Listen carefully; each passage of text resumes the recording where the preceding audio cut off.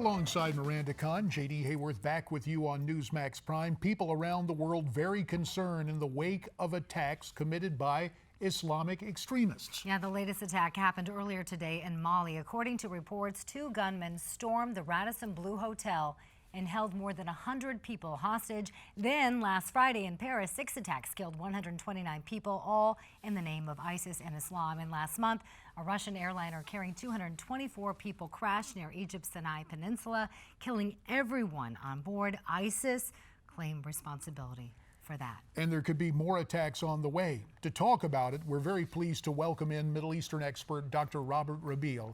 He is a professor at Florida Atlantic University, and he joins us here on the anchor desk. As always, Professor, it's great to have you here. No, it's my pleasure Prime. to be here, and thank you for inviting me. Ms. Khan, JD, thank you.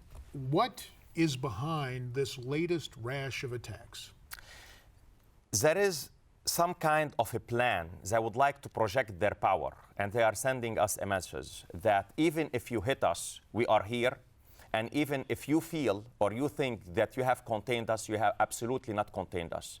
Our border, it's not only the borders of Syria and Iraq. Our borders now are in Somalia, in Libya, in Mali, in Europe, and hopefully not in the United States. This is the message. The message: we are here and we are going to try to hit you. We are going to bring chaos and fear to your home.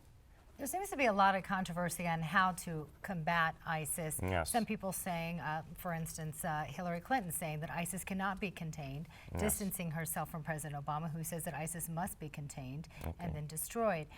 Why do you think there is so much controversy over this, on how to handle ISIS? All right, because of the nature of ISIS. ISIS is a Salafi jihadi organization that inspire other people. And mainly what I mean by inspire, you have many organizations that they are Salafi jihadi, that they pledge their allegiance to it. Boko Haram, Beit al-Maqdisi in Sinai, Ansar Din in North Africa. So this is why it's extremely difficult. Now regarding containing, the president mainly he spoke more in a geographical term, containing where?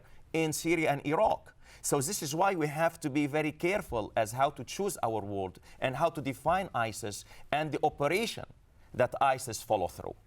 Robert, we've been talking about ISIS, but today in Mali, it's yes, an Al-Qaeda group yes, claiming credit. And yes, there's something else going on. A little earlier, I was struck by the words you offered when you said, hopefully not the United States. Yes. We're hearing, again, back to ISIS, there are videos out there about an attack here in America. There's also today a report in Europe yes, that the French and authorities across that continent are very concerned about extremists using chemical weapons. yes. Is that a logical extension of terror to embrace the use of chemical weapons now? Well, since they are terrorists and since they are ready to die, myself, I think if they're being able to use it, they will use it. I think myself that they will use anything at their disposal so as to prove their points. And this is why they are dangerous. And I would like to remind you, JD, you were one of the first one to ask me over a year ago about ISIS. And I mentioned to you, this is a cancer, it has to be uprooted. The more we keep it there, the more it's gonna be difficult for us to uproot it. And it's gonna have tentacles throughout the world. And this is exactly what happened. We only have about 30 seconds remaining, but real quickly I want to ask you, and I know this is a difficult question to answer that quickly, but what is the best way to defeat ISIS? If you were going to say one thing that we're missing, what is that one thing that we're missing? Well, I will speak about two things: to go ahead and make sure it is really contained by pounding it, and making sure in our home, in our areas, in our communities, you don't have the ideology of Salafi jihadism mainly operating throughout these communities, because it attracts people and it turns them into Salafi jihadi. So mainly militarily and ideologically.